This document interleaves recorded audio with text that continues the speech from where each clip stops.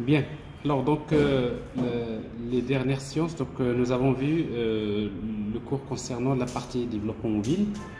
Alors jusqu'à présent, donc je vous avais parlé de l'écosystème du développement mobile.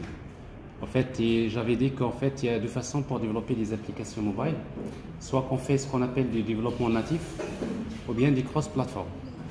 Bon, j'avais parlé des tailles, les différentes technologies de développement cross-platform, notamment il y a Ionic, il y a React Native, il y a Flutter. Donc je ne vais pas revenir sur ça, mais aujourd'hui donc on va commencer la partie développement mobile, notamment cross-platform avec Flutter, et nous allons voir une autre façon de développer les applications mobiles, sachant que vous venez d'apprendre comment à créer déjà des petites applications, on va dire natives avec Android. Mais quand je disais, pour les entreprises, d'une manière générale, vous avez plus besoin de développer des applications aussi bien pour la plateforme Android et pour la plateforme iOS. Et du coup, donc, le cross-platform, ça devient très intéressant. Et particulièrement avec Flutter, c'est encore plus intéressant parce que c'est l'une des technologies qui ont en fait, on va dire, impressionné cet écosystème depuis quelques années. Donc, on va essayer de voir en fait le développement mobile cross-platform avec Flutter. En principe, nous avons d'abord, c'est quoi Flutter? Alors, Flutter, c'est un framework qui a été développé par Google et qui a été créé principalement, c'est pour développer des applications, on va dire natives, Android ou iOS. Bon, il diffère de ses concurrents comme React Native et Ionic, du fait que en fait les applications Ionic, ça reste toujours c'est des applications qui sont basées sur HTML, CSS, JavaScript. Donc c'est un peu, on va dire, c'est la partie UI, c'est du HTML, CSS, JavaScript. React Native, il utilise un pont qui permet de traduire les composants JavaScript vers les composants natifs au moment de l'exécution. Alors Flutter, lui, il ne va pas faire ça. Il va tout simplement vous permettre de créer une application. Vous l'écrivez une seule fois, mais quand vous la compilez, vous obtenez directement l'application native Android et l'application native iOS. Donc, ce qui est plus performant relativement par rapport aux autres technologies. Alors, en fait, donc, Flutter, c'est un framework qui est basé sur un langage de programmation qui s'appelle Dart. Alors, le langage Dart, c'est un langage de programmation en fait, qui a été créé au début donc, par Google. Donc on va y revenir tout à l'heure. Et après, quand il a créé donc, son framework, si vous voulez, Flutter, donc il s'est basé sur ce langage-là. Vous allez voir, c'est un langage qui est très intéressant. Alors pour quelqu'un qui a fait, on va dire, un peu de Java et un peu de JavaScript globalement, souvent Dart, il va essayer on va dire, de regrouper les avantages d'un langage aussi structuré que Java et C#, par exemple, c'est des langages qui sont structurés, donc on va retrouver à peu près les mêmes concepts fondamentaux de l'orienté objet. C'est pas loin du Java, c'est pas très loin, c'est presque la même chose. Et en même temps, on va essayer d'ajouter quelques avantages de la programmation dynamique, notamment avec JavaScript, parce que quand vous programmez avec JavaScript, il y a beaucoup de choses qui sont appréciables dans JavaScript, donc ce qui fait que Dart, il va essayer donc de rassembler un petit peu ces avantages. Donc c'est quelque chose qu'on va retrouver dans ce langage. Donc Flutter, il a été développé au début, donc la première version de Flutter, on va dire la version 1, donc c'était en 2018, notamment c'est décembre 2018, c'est-à-dire presque 2019. Donc c'est un jeune framework. Et depuis donc cette date, 2018, c'est pratiquement, il a fait un boom, c'est-à-dire il a pris beaucoup d'ampleur au niveau de l'écosystème de développement mobile. Et tout simplement parce qu'il a des atouts qui sont très importants et quelqu'un qui travaille dans le domaine du développement d'une manière générale, surtout aussi au niveau académique, donc c'est très intéressant donc d'étudier ce framework et de le maîtriser, et ça va vous permettre en tout cas d'avoir un outil que vous maîtrisez pour développer des applications mobiles.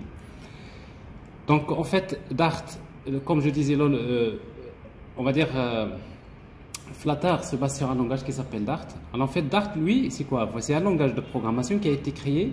Par contre, Dart, c'est un langage qui a été créé en 2011. Ça fait longtemps. Donc le langage lui-même, c'était en 2011. Alors Dart, il a été créé au début, c'est pour concurrencer JavaScript. C'est pour cherché, Google a développé Dart, c'est pour donner une alternative à JavaScript. C'est-à-dire, pourquoi? Parce qu'à l'époque, on s'est posé que JavaScript, c'est un langage qui n'est pas structuré. Et c'est très difficile de développer des grandes applications avec JavaScript. Parce qu'avec JavaScript, vous n'avez pas les concepts fondamentaux de l'orienté objet classique. C'est pas facile d'implémenter facilement des classes, des interfaces et le polymorphisme et tout ce que vous faites d'habitude dans la programmation orientée objet. Ce n'est pas des choses que vous pouvez faire facilement avec JavaScript. Donc en fait, comme je disais, donc Dart il a été créé principalement, en 2011, c'était pour concurrencer, pour trouver une alternative à JavaScript.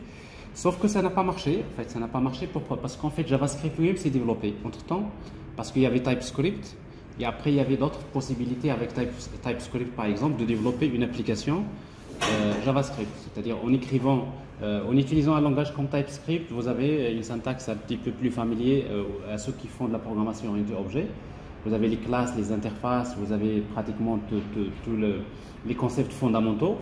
Et après, donc, on peut écrire une application avec TypeScript, mais quand on va la compiler, elle va être traduite en JavaScript. Donc, ce qui fait que Dart n'a pas... En fait, lui, il a visé ça. Mais après, JavaScript lui-même s'est développé. Donc, ce qui fait ce langage-là, il est resté dans les tiroirs de Google, jusqu'à justement la création de Flutter. Et quand c'est-à-dire les développeurs de Flutter ont commencé à développer, donc ils ont opté pour ce langage parce qu'ils savaient que ce langage avait beaucoup d'atouts. Justement, c'est ce qui a été prouvé. Donc ça veut dire que le langage Dart, il est devenu populaire maintenant, c'est tout simplement grâce à Flutter. Donc depuis que les gens développent avec Flutter, quand finalement ce langage est devenu relativement plus populaire. Bien, alors donc ça on l'avait déjà dit, donc Flutter il est venu donc pour permettre de développer des applications multiplateformes ou bien cross-plateformes au même titre que Ionic et React Native qui existaient avant. Donc en fait, bon, je ne vais pas revenir là-dessus. Les technologies de cross-plateforme, comme on les avait déjà décrites la dernière fois, c'est que en fait la particularité pour Ionic, lui, il s'est basé la partie UI, c'est du HTML, CSS, JavaScript, et après pour accéder aux fonctionnalités natives, il passe via un bridge, et ce bridge là c'est Cordova. C'est Cordova qui va permettre donc d'accéder aux fonctionnalités natives. React Native, lui, il a développé tous des composants JavaScript. Vous créez toute une application mobile avec du JavaScript, mais au moment de l'exécution, la même chose. Bon, React Native, il va se baser sur un bridge qui va permettre de faire la correspondance, le mapping entre les objets, les composants JavaScript et les composants natifs. C'est-à-dire pour chaque composant JavaScript, il va le remplacer par un composant natif pour tout ce qui est la partie UI. Donc ça veut dire qu'il y a ce qu'on appelle un pont également qui fait le mapping. Mais par contre, pour Flutter, ce n'est pas le cas. Donc pour Flutter, il n'y a pas le bridge. C'est-à-dire, parce qu'au Radley Bridge, ça permet de ralentir l'exécution de l'application en quelque sorte. Alors que maintenant, en fait, avec Flutter, il n'y a pas ce bridge. C'est pourquoi? Parce que l'application que vous développez, c'est en natif. C'est-à-dire l'application qui est générée, elle est écrite déjà en natif. Donc ce qui fait qu'on n'a plus besoin, au moment de l'exécution, de faire, par exemple, de passer les composants de Flutter vers les composants natifs. Non, parce que tous les composants que vous utilisez pour la partie UI, c'est des composants natifs. Alors bien sûr, en fait, même la particularité de Flutter, c'est que tout ce que vous dessinez, tout ce qui est dessiné dans l'interface UI, c'est Flutter, c'est des composants Flutter, c'est-à-dire c'est dessiné avec le moteur de rendu de Flutter. Alors ce n'est pas les composants natifs classiques que vous utilisez dans Android, mais lui, il a développé tous ses propres composants natifs et qui sont utilisés pour s'afficher au niveau de la partie UI. Donc c'est-à-dire que en fait Flutter, lui, au démarrage, il va utiliser un seul composant du composant natif, les rois Canvas. Parce qu'en fait, Canvas, c'est le composant qui permet de dessiner. Donc c'est-à-dire tout ce que vous dessinez généralement se trouve dans un composant qui s'appelle Canvas. Et toute l'application mobile, finalement, tout ce que vous voyez, c'est à l'intérieur de Canvas. Alors maintenant, avec Flutter, lui, il va utiliser le composant Canvas qui est fourni par le framework natif. Si c'est Android, il va utiliser Canvas de Android. Si c'est iOS, il va utiliser le composant Canvas de iOS. Mais tout ce qui va être dessiné, tout ce qui est dessiné, c'est Flutter qui va le dessiner. Parce que Flutter dispose de son propre moteur de rendu qui est basé sur un moteur qui est très connu, qui est très populaire, qui s'appelle Skia, qui est développé d'ailleurs au sein de Google et qui permet de faire tout ce qui est l'affichage. Donc c'est ce que nous allons voir. Alors, donc Flutter, si vous voulez, il est venu pour adopter une autre approche qui est différente que celle adoptée par React Native. Donc ça, on a déjà beaucoup expliqué ça, donc vous n'avez qu'à avoir les premières vidéos qu'on avait présentées dans le premier cours, donc la différence entre Flutter et Ionic. Donc, mais il faut noter tout simplement que, en fait, Flutter, comme je disais, une fois que vous écrivez votre application, l'application elle est compilée. Et quand l'application est compilée, ben, tout simplement, on obtient directement le bytecode, c'est-à-dire plutôt le bytecode, le code natif. Et après, quand vous exécutez l'application, c'est que vous avez déjà une application qui utilise le code natif.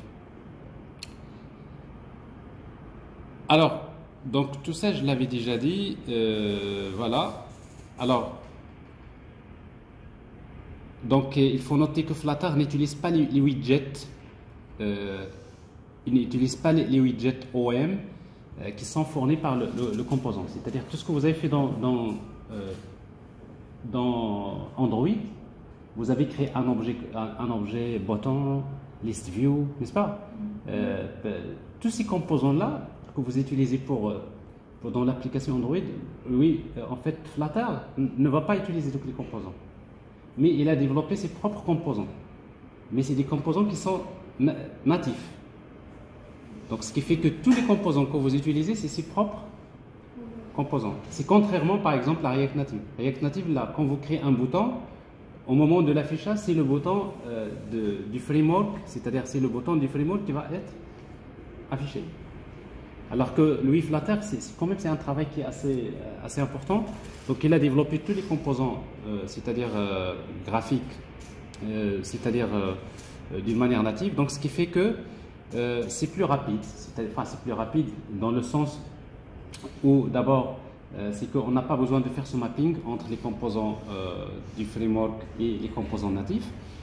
Mais en même temps, il va profiter du fait que Flutter va utiliser avec le moteur de rendu qui s'appelle Skia, qui donne le design qui est très très intéressant parce qu'il est basé sur le concept qui s'appelle Material Design. En fait, Material Design, c'est des concepts qui définissent une manière un petit peu de présenter les objets, soit 2D et 3D. Donc, tout ça, c'est un peu, on va dire, je ne vais pas rentrer dans la partie théorique. Donc, on va dire que Flutter va profiter de tout cela. Alors, Flutter va s'appuyer sur ce moteur de rendu qui s'appelle Skia Graphics. C'est un moteur de rendu, c'est-à-dire tout ce qui est dessiné dans votre application, derrière il y a ce moteur de rendu qui est utilisé et qui permet d'afficher les éléments.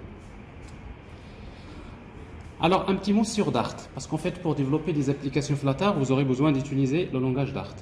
Donc, Dart, il fait beaucoup de choses. Le langage Dart, il a été créé pour faire beaucoup de choses. D'abord, on peut l'utiliser pour écrire des scripts. Alors, vous savez que si vous voulez écrire des scripts pour automatiser des tâches, etc., on peut utiliser Dart, ça peut être fait. Mais également, il est utilisé pour développer des applications complètes, carrément. Ça peut être des applications mobile, Android, iOS, c'est le cas de Flutter, parce qu'en fait, Flutter, il va vous permettre de développer ces applications.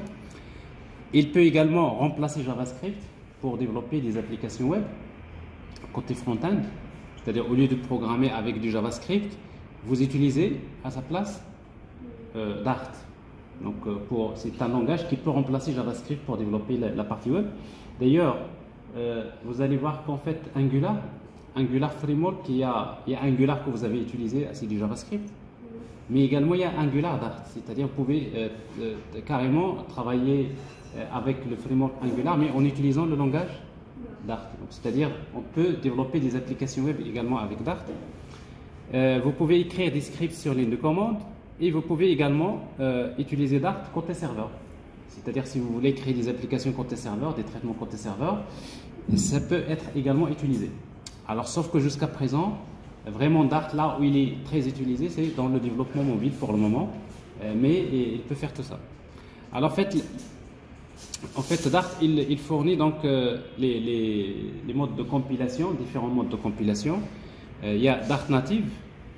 Alors en fait, Dart Native, si vous voulez, c'est fait donc pour développer des applications qui permettent de produire directement des applications natives, qui ciblent les applications mobiles. C'est le cas par exemple des applications Android iOS. Ça peut être également des applications desktop. Donc je peux bien développer de la même manière des applications desktop avec le langage Dart. Mais également, ça peut être des applications natives côté backend, c'est-à-dire côté serveur. Alors, il offre des modes de compilation. Alors, en fait, comme Java. D'ailleurs, en fait, il y a deux modes de compilation. Il y a ce qu'on appelle le mode JIT. JIT, c'est-à-dire Just in Time. Et après, il y a le mode AOT, Ahead of Time. Ces deux modes de compilation, qui signifie quoi? Le mode JIT, ça veut dire quoi? Ça veut dire que j'écris mon code avec Dart, par exemple, et le code ne va pas être compilé. Le code il reste tel qu'il est, mais au moment de l'exécution, quand je vais exécuter, qu'est-ce que je fais? Je vais lire le code. Au moment de l'exécution, je convertis le code en langage machine. C'est-à-dire, au fur et à mesure que j'exécute, je lis une instruction, je la convertis en natif, et je l'exécute. Je passe à l'instruction suivante, je la convertis en natif et je l'exécute. C'est-à-dire c'est au moment de l'exécution que j'interprète le code. Et c'est au moment de l'exécution, au fur et à mesure que j'exécute, que je suis en train de traduire en code natif. Le mode avec c'est le mode JIT, Just in Time. Just in Time, d'ailleurs, c'est quelque chose qui existe dans Java. La machine virtuelle Java, il permet d'exécuter une application Java en deux modes, soit le mode JIT, le mode Just in Time, ou là le mode AOT, la même chose. Le mode AOT, c'est cette fois-ci, j'écris le code, donc avant de commencer à exécuter, je compile tout le code, je le convertis d'abord en code natif, et je compile le tout en code natif, et après je commence à exécuter. Donc c'est-à-dire AOT, ça veut dire quoi? C'est-à-dire on compile, on obtient le code natif et après finalement j'ai un exécutable que je peux exécuter dans une autre machine. Donc les deux modes d'exécution généralement, ce qu'on appelle le mode JIT et le mode AOT. Alors c'est-à-dire il permet ces possibilités. Alors pour faire du Dart Web, alors notamment c'est ce qu'on fait pour les applications mobiles. Par exemple quand vous travaillez avec Flutter, plutôt on va utiliser donc ce mode. Pourquoi?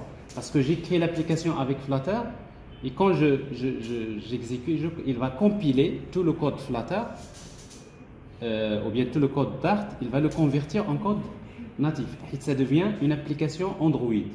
C'est-à-dire c'est du Java pour Android et c'est du Objective-C, c'est pour iOS. Donc c'est un mode qu'il utilise. Alors mais pour faire des applications web, pour développer des applications web, en fait, pour les applications web, il y a deux manières. Je peux écrire une application Dart web. J'écris une application avec Dart, une application web avec Dart. Au lieu de JavaScript, j'utilise Dart. Pour exécuter cette application Dart, il y a deux modes. Il y a ce qu'on appelle le mode Dart Dev Compiler. Alors, le mode Dev Compiler, ça veut dire quoi? J'écris mon application Dart et je vais demander directement au browser, au navigateur, d'exécuter avec le code Dart. N'est-ce pas? Le seul problème, c'est quoi? Vous savez, les navigateurs web ne reconnaissent pas le langage Dart. Et si vous voulez exécuter une application Dart dans un browser, alors qu'est-ce qu'il a fait Google? Il a développé un plugin qui s'appelle WebDev Serve Tool. WebDev Serve Tool, c'est un plugin que vous pouvez ajouter uniquement sur Chrome. Alors si vous l'ajoutez sur Chrome, ça vous permet carrément d'exécuter directement une application Dart dans cet environnement. Vous pouvez l'exécuter, débugger, vous pouvez suivre l'exécution. Il vous offre un ensemble d'outils qui permettent d'exécuter une application basée sur le langage Dart. Mais ça, c'est au moment du développement. Mais supposons que vous voulez maintenant passer en production. C'est-à-dire vous avez développé l'application Dart et vous l'avez testé avec l'outil Web DevTools et que votre application ça marche, maintenant vous voulez passer en production. Le problème c'est que quand vous passez en production, on ne va pas forcément utiliser Chrome. Il y en a ceux qui vont utiliser d'autres navigateurs, donc ce qui fait que votre application ne peut pas s'exécuter, n'est-ce pas? Parce qu'en fait, Dart, c'est pas reconnu par tous les browsers. Alors dans ce cas-là, qu'est-ce qu'il offre le langage Dart? Il a créé un compilateur qui s'appelle Dart2JS. Donc Dart2JS, qu'est-ce qu'il permet de faire? Il permet carrément de convertir votre application Dart en JavaScript. Exactement comme TypeScript, c'est la même chose. J'ai créé mon application TypeScript et vous avez TypeScript to JS. Alors Dart, lui, il a fait ça. Il vous dit même, ne vous inquiétez pas, si vous voulez que votre application finale reste du JavaScript, vous pouvez utiliser le compilateur Dart2JS qui permet de convertir complètement en JavaScript. Donc quand on veut passer en production, on peut utiliser Dart2JS. Et après, par la suite, si vous voulez utiliser des frameworks pour développer des applications basées sur Dart, donc il y a Flutter, donc ça c'est ce qu'on va voir. C'est fait pour développer des applications mobiles, mais également on peut utiliser Flutter pour développer des applications desktop aussi. C'est fait pour ça aussi. Mais également pour les développeurs web qui ont l'habitude de travailler avec Angular, sachez qu'il y a une version Angular qui est basée sur le langage Dart. Voilà, donc c'est-à-dire c'est les possibilités qu'on peut utiliser en utilisant le langage Dart. Alors, si vous voulez, je vous montre d'abord en quelque sorte la structure d'une application Flutter. Alors en fait, pour développer une application Flutter, vous n'avez qu'à écrire ce code-là. C'est des codes basés sur le langage Dart. Alors, je vous explique juste la structure d'abord et après tout à l'heure, je vais vous montrer comment créer un exemple d'application. Alors, vous voyez donc quand vous exécutez une application Dart, on va exécuter la fonction main. Bon, la fonction main, c'est le point d'entrée. Alors en fait, la fonction main, qu'est-ce qu'il va exécuter? Alors vous savez qu'en fait dans le langage Dart, c'est comme dans JavaScript, comme dans d'autres langages, vous pouvez supprimer ça, vous ajoutez une accolade ici et vous ajoutez une autre accolade ici. Ça c'est ce que vous avez l'habitude de faire dans Java. Ça marche, il n'y a pas de problème. Mais généralement quand vous avez une seule instruction, dans un bloc, ce n'est pas la peine d'utiliser les accolades. Alors qu'est-ce qu'on fait? On utilise tout simplement raw function, c'est-à-dire cette flèche qui indique tout simplement que cette méthode main, il va exécuter que cette instruction. Alors cette instruction, qu'est-ce qu'il va faire? Il va faire appel à une fonction qui s'appelle runUp. C'est elle qui démarre l'application, on va dire Flutter. Et après runUp, il faut lui transmettre un composant que vous allez créer, une classe que vous allez créer. Dans notre cas, il s'appelle myApp. Alors en fait, myApp, c'est-à-dire c'est tout simplement une instance de la classe myApp que vous voyez ici. J'ai ici une classe qui s'appelle myApp. Alors pour créer un objet d'une classe dans Dart, vous pouvez utiliser new. La même chose ici. Vous pouvez utiliser new myApp. Ça marche.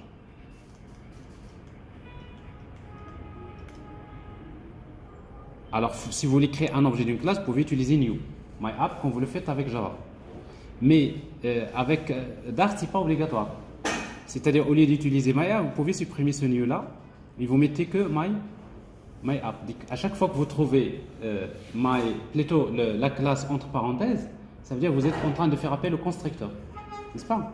Donc, c'est-à-dire, en quelque sorte, quand vous mettez myApp, c'est comme si vous mettez new myApp. Donc ça veut dire que après par la suite, de temps en temps, on peut mettre new class, new constructeur, ou parfois vous mettez que le constructeur. Alors dans le langage Dart, donc il vous donne la possibilité de faire ce que vous voulez.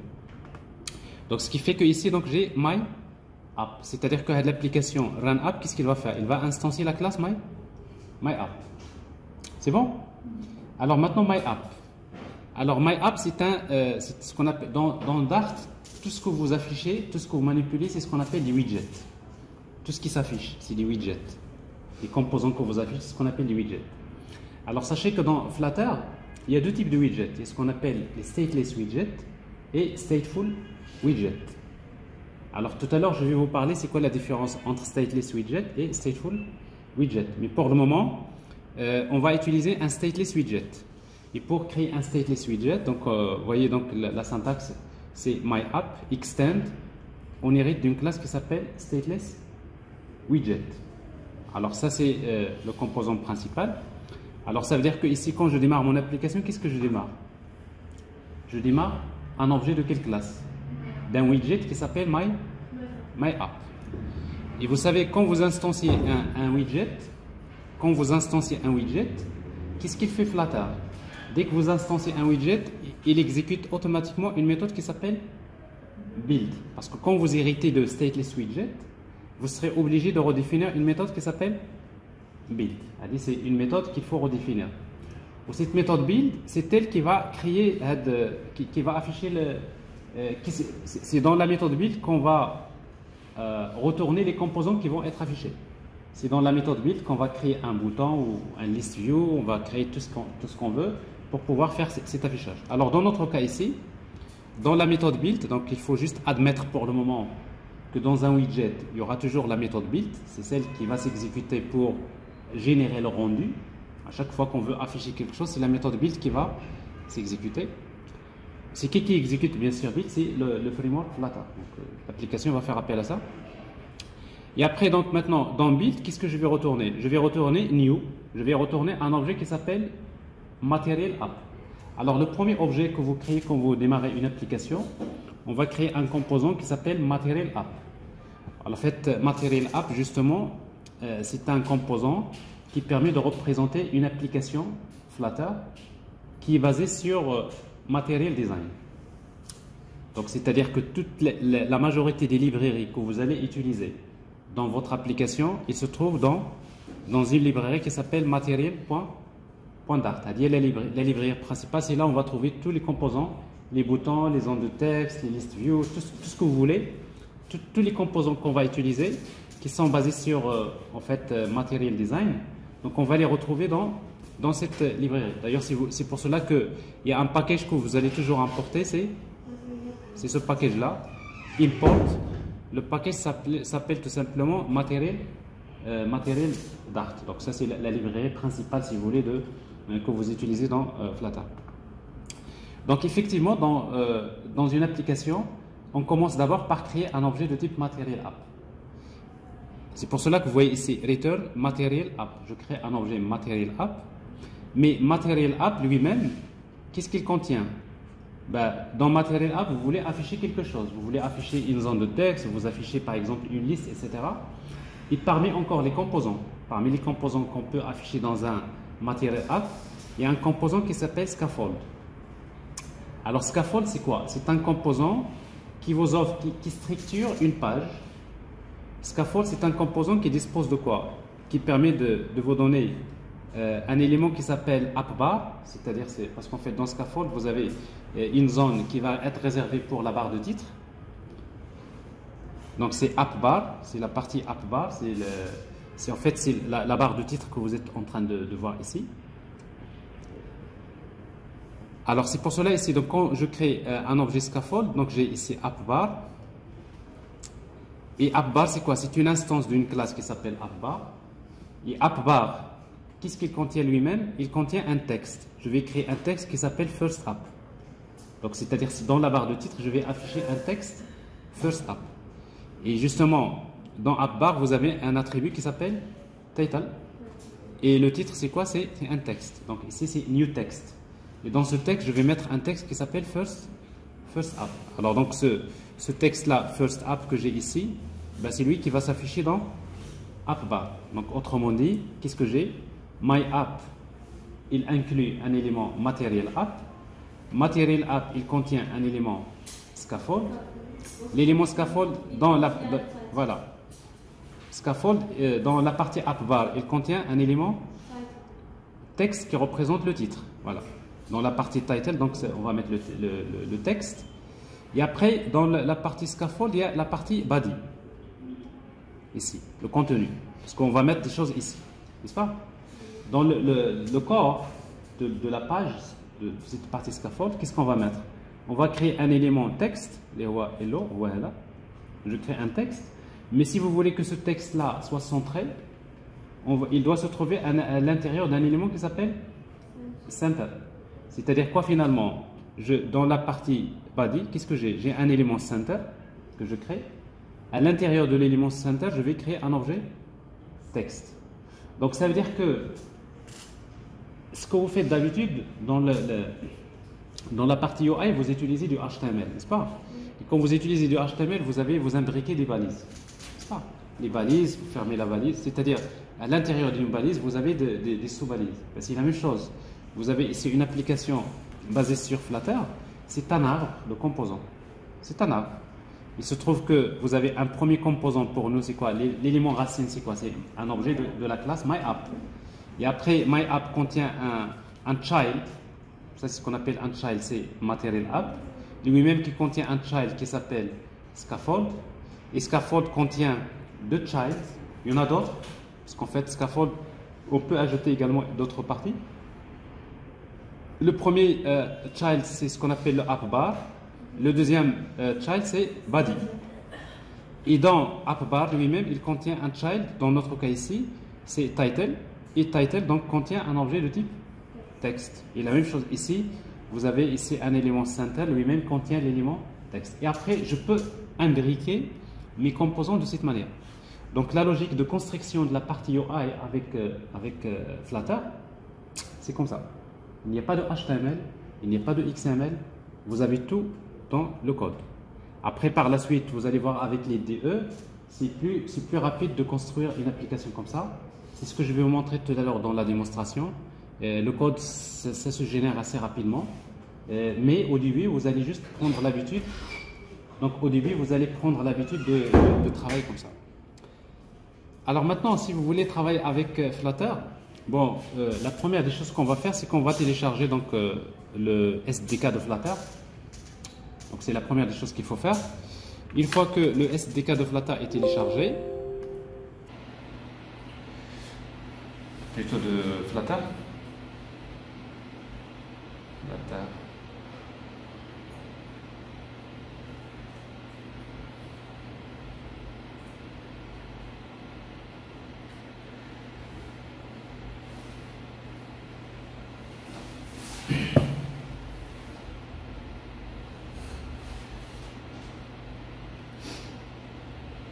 Donc voilà, donc ça c'est le site de Flutter, donc vous avez une documentation complète, vous avez tout ce qu'il faut pour pouvoir maîtriser facilement ça. Et après, par la suite, donc vous avez dans la partie install, vous avez donc en fait la procédure pour Windows, macOS.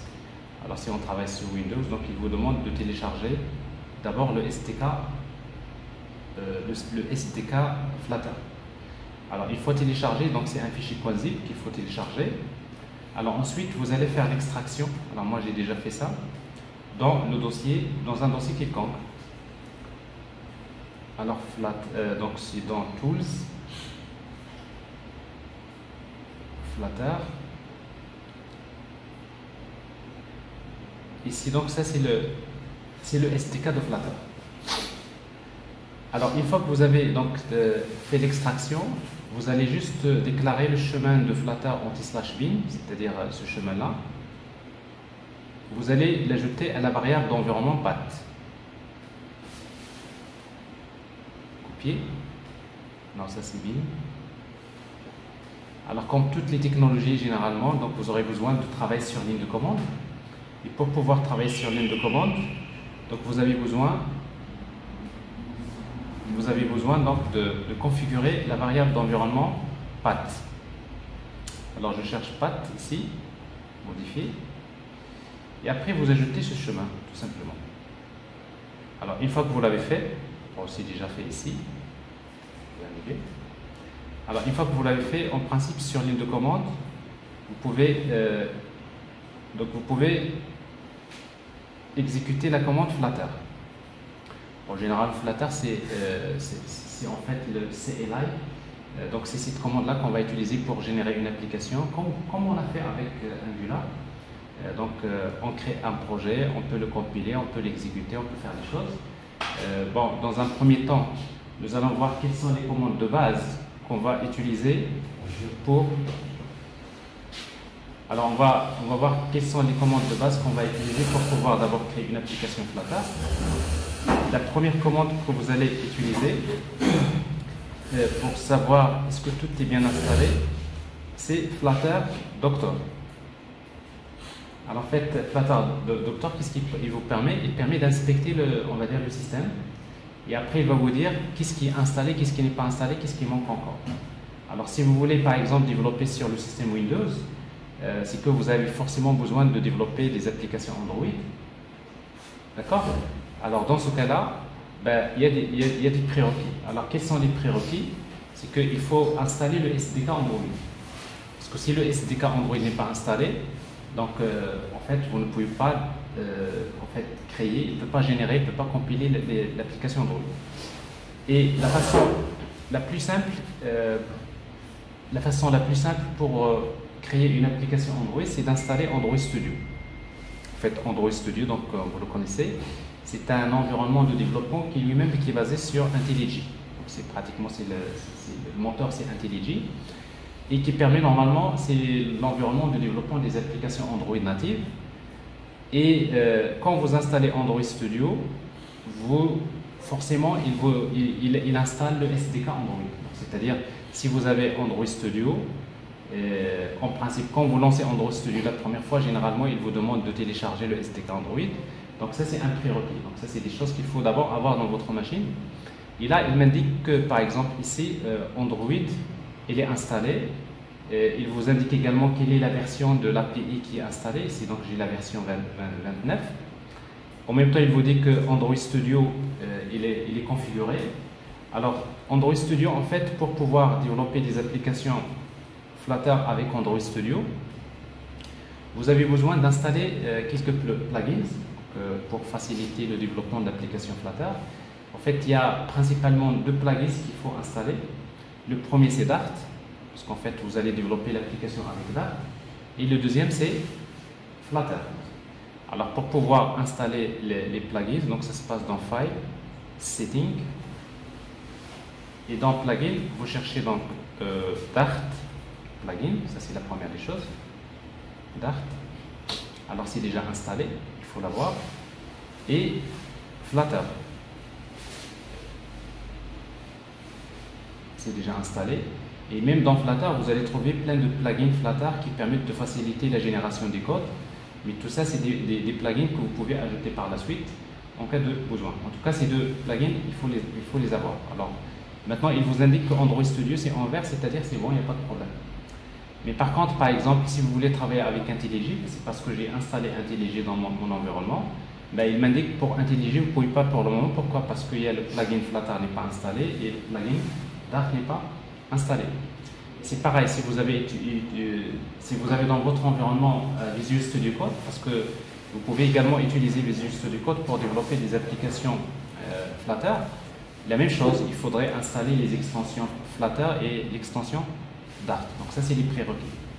Et en même temps, pour tester, ça vous le savez, pour tester des applications mobiles, généralement, vous avez besoin d'utiliser des émulateurs, donc pour pouvoir tester les applications mobiles. Et si dans votre machine, s'il y a un émulateur qui est démarré, donc il vous montre quels sont les émulateurs qui sont démarrés. Ou bien si vous avez connecté directement votre smartphone, vous pouvez l'avoir ici. Donc c'est juste, il vous donne une idée sur ce qui se passe. Alors si vous voulez avoir les détails sur la commande Doctor, vous utilisez l'option Verbose.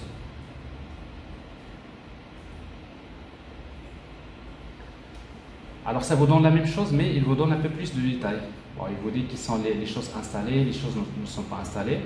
Alors parmi les remarques peut-être qu'il va vous faire, c'est s'il vous indique comme quoi il y a un problème de licence de Android, etc. Alors sachez que en principe, si vous avez ce problème-là, donc je crois dans le support, je l'ai indiqué quelque part. Alors ça c'est l'environnement, ça c'est bon. Et après s'il vous demande, voilà, s'il vous indique par exemple cette remarque-là pour le système Android, Android licence status unknown. Donc ça c'est quelque chose qui peut être éventuellement reproché au démarrage. Alors comment vous allez régler le problème? Alors tout simplement c'est d'activer dans les préférences, dans la partie apparence behavior, system setting Android, et après dans la partie SDK tools, il y a en fait deux solutions. Donc la première, D'ailleurs, si vous cherchez sur le web, donc là, il y a en fait des packages qui sont obsolètes sur Android, c'est-à-dire qui sont dépassés, qui sont à éviter. Donc, si vous les activez, vous allez voir alors parmi SDK Tools, vous allez trouver ici Android SDK Platform Tool. Normalement, c'est-à-dire c'est une extension qui n'est pas cochée par défaut, mais si vous voulez éviter ce problème, vous pouvez la cocher. Ou tout simplement, vous avez également Android SDK Build Tools, donc il faut cocher. Donc ça c'est en quelque sorte, peut-être c'est l'un des problèmes qui peuvent être rencontrés. Alors ici, donc ça c'est, j'affiche tous les packages.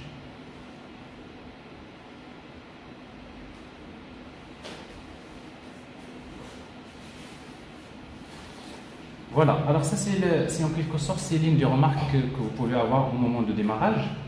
Bon, une fois que vous avez votre environnement configuré, on va créer un dossier qu'on va appeler MT par exemple TP Flutter.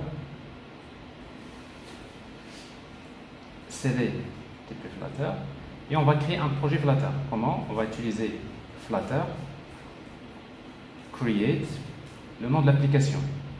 Alors je vais l'appeler par exemple my_app. Alors pour les noms des projets Flutter, il ne faut pas utiliser des majuscules, il n'accepte pas. Et en même temps, il n'y a pas de tiret. À la place, vous utilisez underscore. Donc ça c'est des exigences. D'ailleurs, si vous mettez un nom qui ne respecte, donc tous les noms c'est des minuscules, s'il y a des séparateurs, vous mettez des underscore. Alors qu'est-ce qu'il fait? Il va vous générer un projet rapidement, c'est plus rapide. Et vous pouvez, ce projet-là, donc il vous crée un dossier. Comment je l'ai appelé?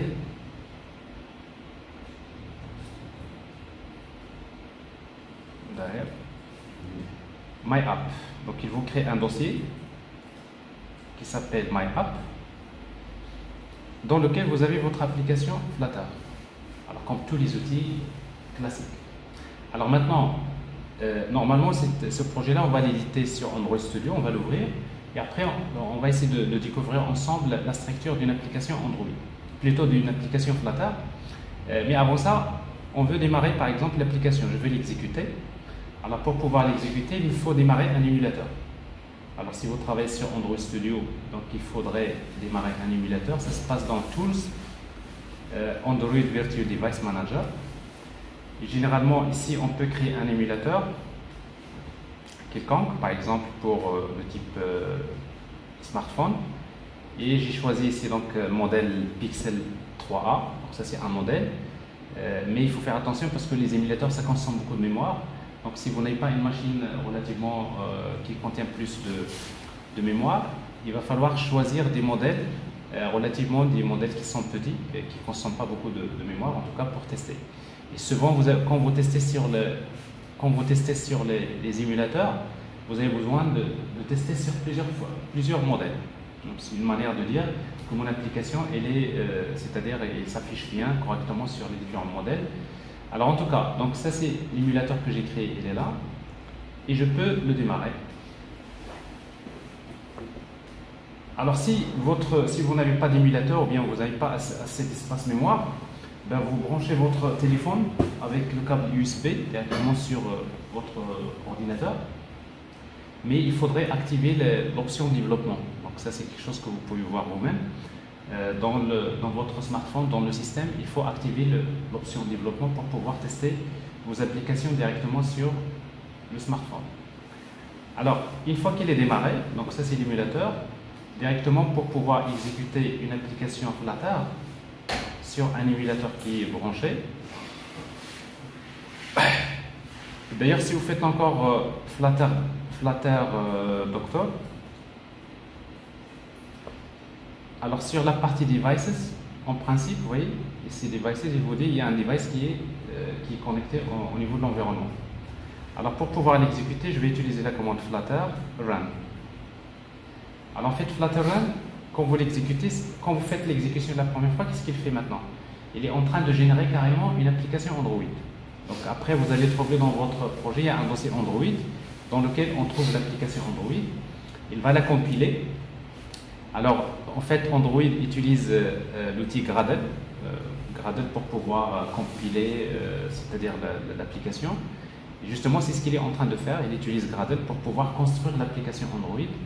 Et c'est la même chose. Il génère l'application iOS, c'est-à-dire dans votre projet, vous avez l'application iOS et l'application Android. Alors, sauf que pour tester l'application Android, ça n'est pas de problème sur n'importe quel environnement. Mais par contre, pour tester l'application iOS, il vous faut installer les prérequis de iOS. Et quels sont les prérequis qu'il faut installer pour iOS? Il vous faut le SDK iOS. Il vous faut également Xcode. C'est la plateforme utilisée pour développer des applications iOS. Et tout cela doit se faire sur un macOS, le système macOS. Alors ici, donc, on voit l'application, elle est démarrée. On voit ici l'application. C'est une petite application qui contient un bouton et après, juste c'est un compteur. Alors maintenant, ce qu'on va faire, c'est qu'on va éditer ce projet-là et je vais vous montrer la structure d'un projet d'une manière générale basée sur Flutter. Alors je vais arrêter maintenant, CTRL-C. Et après, par la suite, tout ce qu'on va faire, on le fait directement sur Android Studio.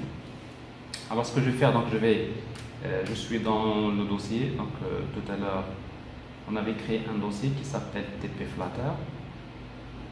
C'est bien ça?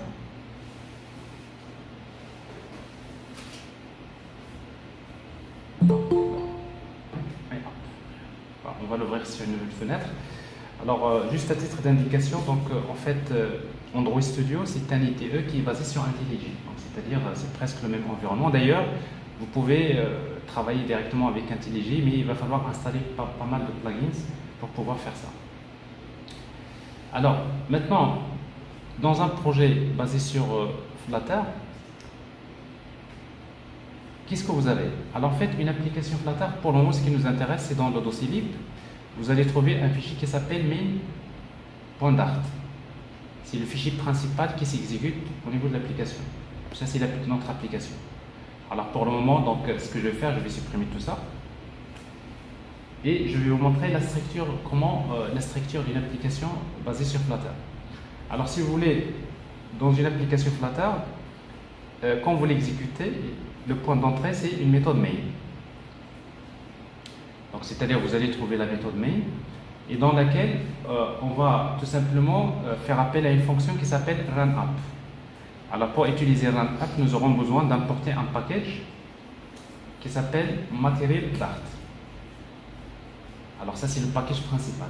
C'est-à-dire, dans une application Dart, plutôt dans une application Flutter, vous aurez besoin de ce package-là. Et après, à partir de là, donc, je vais faire appel à runapp. Et dans runapp, je fais appel à une page, à un composant que je vais appeler myApp. Je vais créer une classe qui s'appelle myApp. Alors maintenant, cette classe myApp, pour moi, c'est mon application principale. C'est une classe que je vais créer. Alors, pour la créer, je peux utiliser ici classe myApp. Et sauf que dans Flutter, tout ce que vous utilisez, c'est ce qu'on appelle les widgets. Alors dans Flutter, il y a deux types de widgets. Il y a ce qu'on appelle stateless widget et stateful widget. Alors après, je vais vous montrer c'est quoi la différence entre stateless widget et stateful widget. Mais pour le moment, pour créer un stateless widget, il faut hériter d'une classe qui s'appelle stateless widget. Et quand on hérite de stateless widget, on aura besoin de redéfinir une méthode qui s'appelle build. Et dans build, c'est là où je vais retourner les composants qui vont s'afficher. Donc tout ce que je vais afficher, donc ça, si vous voulez, à chaque fois que vous instanciez un widget, que ce soit stateless ou bien stateful, qu'est-ce qu'il fait Flutter? Flutter, il appelle automatiquement la méthode build.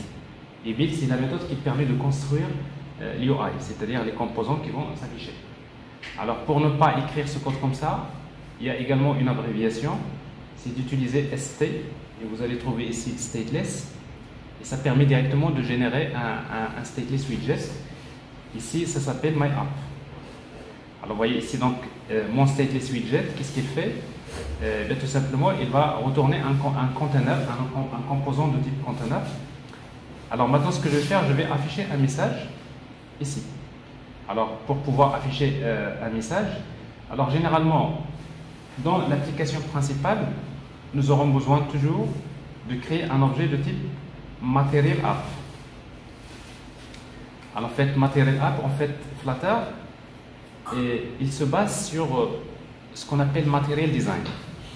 En fait, Material Design, c'est un concept, donc il fournit un ensemble de concepts qui permettent c'est-à-dire de définir le style des composants.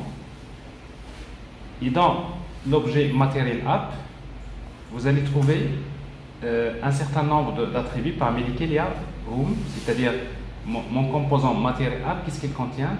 Ben, il contient par exemple un simple texte, dans lequel je vais utiliser par exemple Hello World.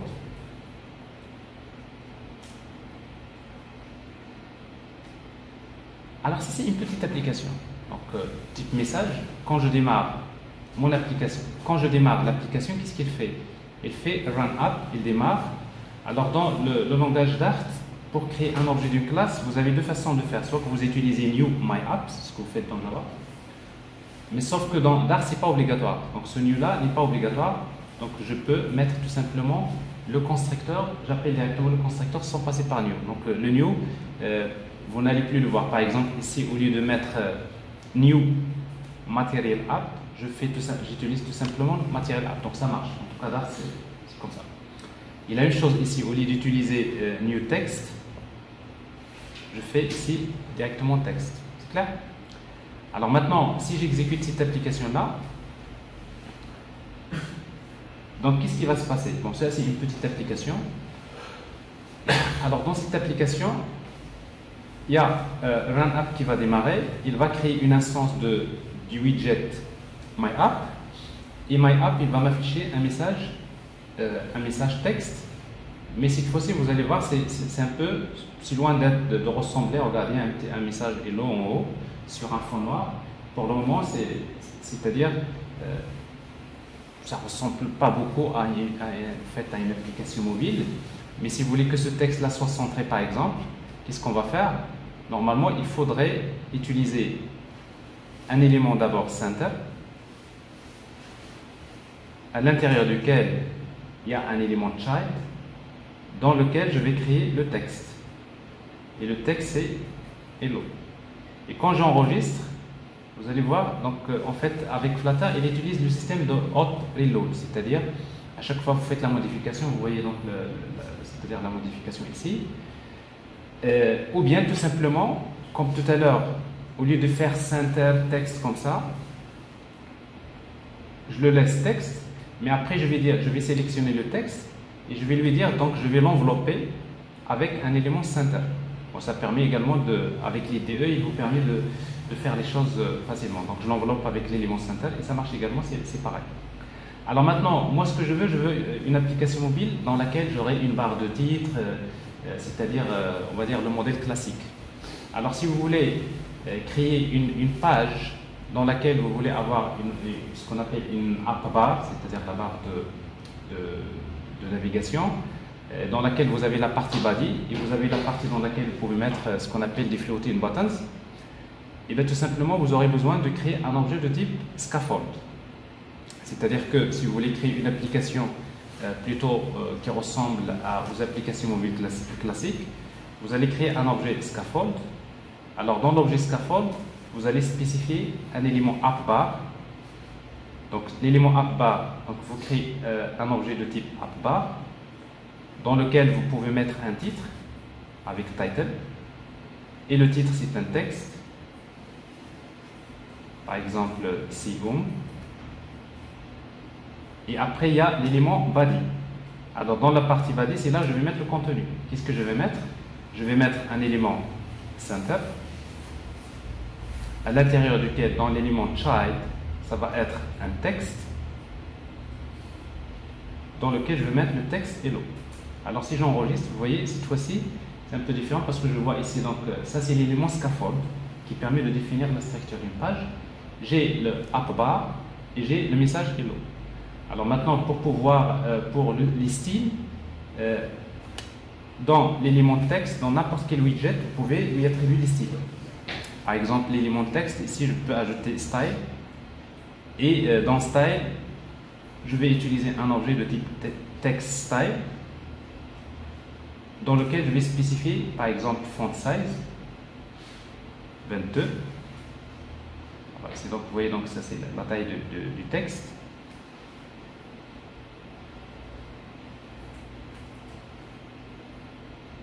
Et également la couleur.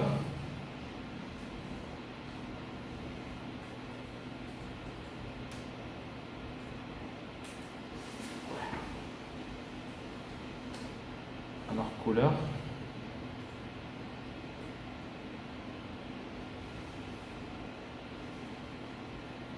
Alors ça c'est une page. Alors maintenant, en réalité, c'est-à-dire dans la structure d'une application d'une manière générale, ce qu'on va faire ici, c'est que une fois que je démarre mon application, je crée un objet Material App parce que toute mon application va s'appuyer sur Material Design. Et après, à l'intérieur de Material App, j'ai un élément scaffold, c'est-à-dire c'est une page. Ce que je vais faire maintenant, c'est que je vais supprimer tout ça, élément, et je vais créer des pages. Donc je vais créer par exemple une page que je vais appeler Home Page. Home Page. Carrément, je crée une autre classe, c'est-à-dire dans la partie Home, je vais mettre un composant que je vais appeler moi Home Page. Alors pour pouvoir créer Home Page, qu'est-ce que je vais faire? Ben, je vais créer une autre classe, un autre stateless widget, ST. Alors si j'ai ST, stateless. Donc je crée un stateless widget que je vais appeler HomePage. Vous voyez donc ici, et dans HomePage, c'est-à-dire c'est ma page. Ici, cette fois-ci, c'est scaffold. Je reprends ce que j'ai dit tout à l'heure, même si je le reprends, c'est juste pour vous donner l'occasion à chaque fois, parce que c'est le même code qu'on va réécrire à chaque fois. Donc scaffold, alors je fais return scaffold, donc il faut mettre un point virgule parce que quand on retourne quelque chose, l'instruction doit se terminer par point virgule. Mais dans scaffold, vous avez l'élément appbar. Et dans appbar, je vais spécifier title. Et pour moi, le title, c'est un texte ici que je vais appeler home page. OK? Et après, j'ai body. Alors, dans body, je vais créer, par exemple, je vais créer une colonne.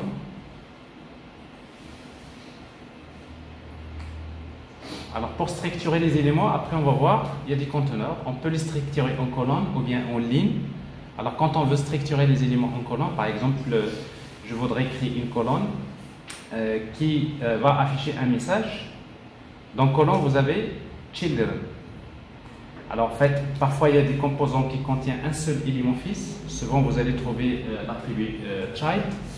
Et quand vous avez un widget qui contient plusieurs éléments fils, souvent, vous allez trouver un attribut children.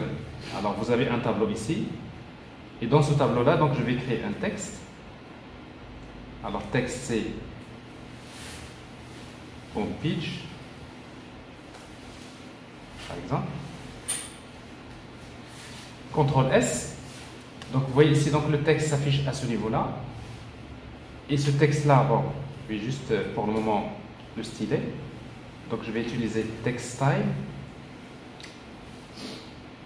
Font size, c'est 24.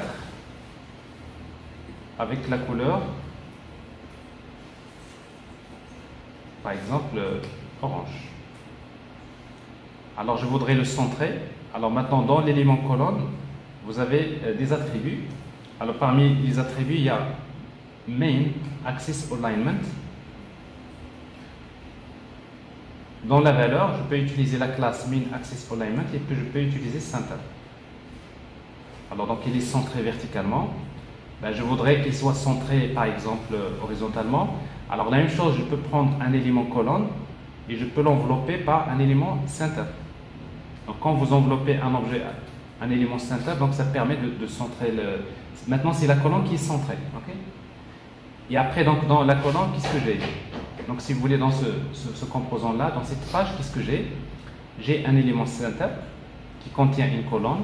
Et pour le moment, la colonne contient un élément qui s'appelle texte. Et après, je vais ajouter un bouton, virgule, bouton. Alors, je vais utiliser une classe qui s'appelle raised button parce qu'en fait, il existe plusieurs types de boutons. Et quand vous créez un bouton, donc vous utilisez en preset, c'est-à-dire quand vous cliquez sur le bouton, qu'est-ce qu'on veut faire? Donc, on fait appel à une fonction. Ici, j'ouvre les accolades. Pour le moment, je ne mets rien. Virgule. Alors, quand je clique sur le bouton, je ne fais rien, mais en même temps, donc ce bouton, je vais lui donner un child, c'est-à-dire il contient un texte, par exemple.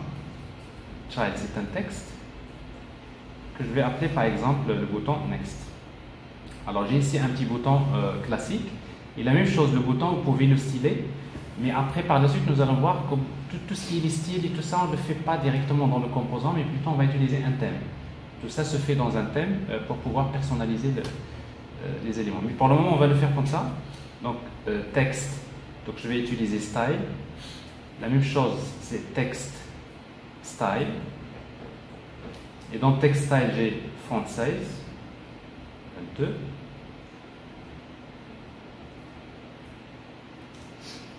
Et la couleur,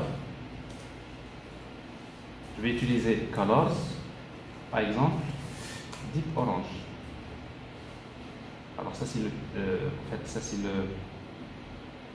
plutôt c'est, je vais utiliser white. Et le bouton ce sera, alors c'est donc pour pouvoir formater, c'est toujours dans les IDE, vous utilisez format. Alors quand vous formatez, donc il structure un petit peu votre code. En fait, en réalité, vous avez l'habitude de travailler avec du HTML, vous structurez vos éléments. Avec Dart, c'est la même chose. Donc, c'est pas du HTML, mais vous utilisez des objets. Un objet qui contient un objet, qui contient un objet. Donc, c'est une hiérarchie d'objets, c'est ce qu'on est en train de faire. Alors, ici, donc, notre bouton, il va utiliser la couleur colors.deep orange, par exemple. Et voilà. Donc, ici, ça, c'est une page que j'ai appelée on page. D'accord? Mais dans une application mobile, généralement on a besoin de créer plusieurs pages, on a besoin de créer des menus, donc c'est ce que nous allons faire. D'abord, si vous voulez changer le thème de votre application, alors ça se passe dans l'élément Material App. Alors dans Material App, vous avez l'élément Home, ici, et vous avez l'élément Thème. Et dans thème, on va utiliser un objet theme data, dans lequel on peut spécifier les informations sur le thème. On peut personnaliser maintenant notre thème. Alors après, je vais revenir en détail sur qu'est-ce qu'on peut faire dans le thème. Mais par exemple, ici, je vais utiliser primary swatch et je vais utiliser, par exemple, la colors.deep orange. Là, je vois c'est plus du bleu, c'est de l'orange, parce que là, je disais que j'utilise un thème qui est basé sur la couleur orange. Et après, la même chose, dans ce thème-là, on peut spécifier la taille du texte qu'on veut utiliser. Par exemple, ici, je vais utiliser, par exemple, je vais utiliser texte thème.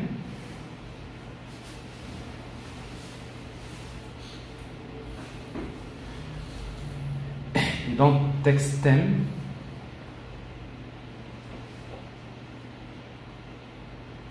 Je vais avoir, pour le texte, je peux définir mes thèmes. Donc, il existe un ensemble de styles qui sont prédéfinis. Comme par exemple, ici, j'ai body text 2, par exemple, ici. Body text 2, c'est un style dans lequel je peux utiliser donc text style. Je peux spécifier font size, par exemple, alors je vais agrandir la taille juste pour faire la différence, 40. Et je vais utiliser une couleur, par exemple, bleu. Alors, regardez maintenant si je vois, ici donc mon texte, ici, que j'affiche là. Donc, je ne voudrais pas l'afficher avec ce style-là. Si je supprime le style, CTRL X, c'est-à-dire je ne donne pas de style à mon texte, Alors par défaut donc il prend la valeur que j'ai prédéfinie dans le thème. Et par défaut d'ailleurs, il prend le style body text 2. Mais moi, je peux lui préciser explicitement ici, comme quoi le texte que je vais créer, le texte que je crée, il va utiliser ce thème, style. Je vais utiliser donc c'est thème of contexte, c'est-à-dire j'utilise le thème du contexte, point, text thème, et dans text thème, je vais utiliser body text. C'est-à-dire quoi? Je suis en train de dire tout simplement que mon texte on page, je veux qu'il prenne le texte body text 2. Et après, vous avez encore d'autres styles là. Si vous dites par exemple, je voudrais qu'il prenne le style, par exemple, headline 1, c'est comme dans HTML, vous voyez donc c'est une grande taille. 2, 3. Bon, ça c'est des styles qui sont prédéfinis. C'est H1, H2, H3, c'est comme vous faites dans HTML. Et après par la suite, donc c'est-à-dire ces thèmes-là, vous pouvez les personnaliser ici. Alors par exemple, je viens de personnaliser bodyText 2, je lui ai attribué donc ces caractéristiques, mais au même titre, donc je peux personnaliser bodyText 1, display 1, etc. Donc je peux leur attribuer les couleurs que je veux, etc.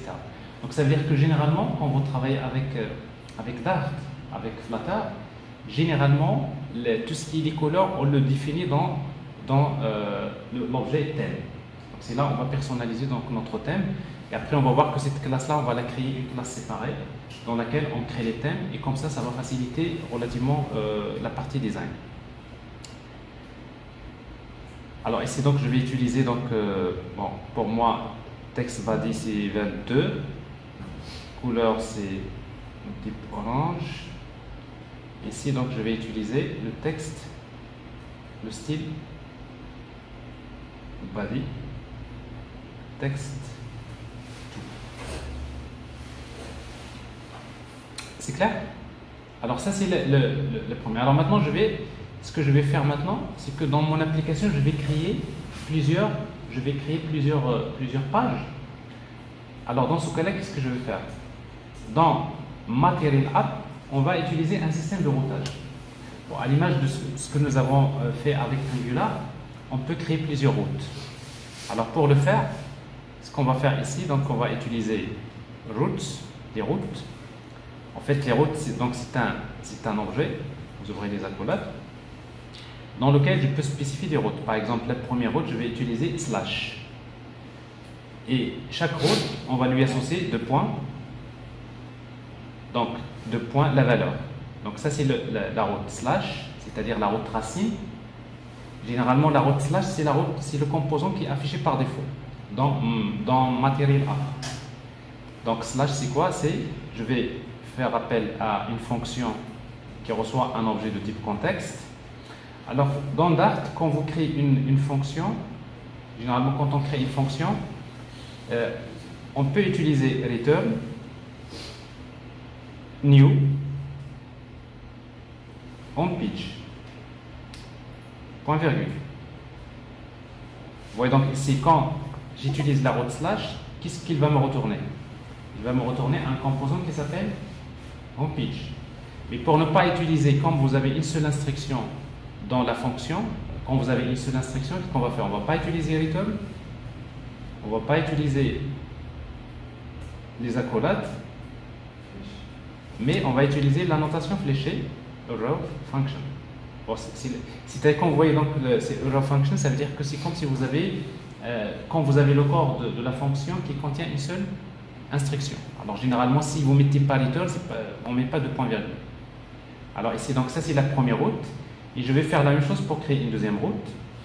Alors maintenant, vous allez remarquer, quand vous définissez une route dans Material App qui contient un seul élément,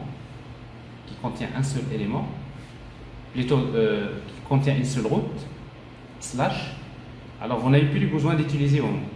Parce que home, c'est-à-dire vous spécifiez quelle est la page qui va s'afficher par défaut avec home. Donc si vous ne faites pas ça, ça va marcher également parce que par défaut, il va afficher la route qui s'appelle slash. Ça marche également. Alors ici, je vais réexécuter. Alors vous voyez ici, donc, ça donne le même résultat. Et là, je vais ajouter une deuxième route que je vais appeler, je vais créer une page qui s'appelle counter, par exemple, deux points. Alors, quand j'appelle la route counter, j'ai une fonction qui va retourner un composant que je vais appeler counter page. Alors counter page, la même chose, c'est une page que je n'ai pas créée, je vais la créer. Pourquoi on a besoin de l'objet contexte dans les paramètres? Alors parce qu'en fait, toujours, comme vous remarquez, en fait, tout ce qui est dessiné se fait à l'intérieur d'une méthode build, et par définition, la méthode build reçoit un objet de type contexte. Et que quand il fait appel à cette fonction, il lui transmet le contexte. Parce que parfois, on a besoin de récupérer le contexte, parce que le contexte, il contient des informations. Donc, c'est par défaut, il reçoit ce contexte-là, donc si vous voulez l'utiliser dans votre application. Alors maintenant, je vais créer la page counter page. Alors la même chose, counter page, ça va être quoi? Alors déjà, vous remarquez une chose, c'est qu'on va commencer à répéter des choses, n'est-ce pas? Alors ce que je vais faire donc déjà, c'est que homepage, je ne vais pas garder tout dans mes fichiers, je vais créer des fichiers séparés. Alors pour cela, dans le dossier lib,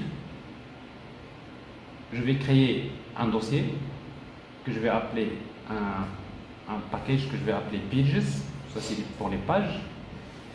Et dans pages, donc je vais créer un fichier Dart que je vais appeler home.page.dart. Et là, je vais placer ça.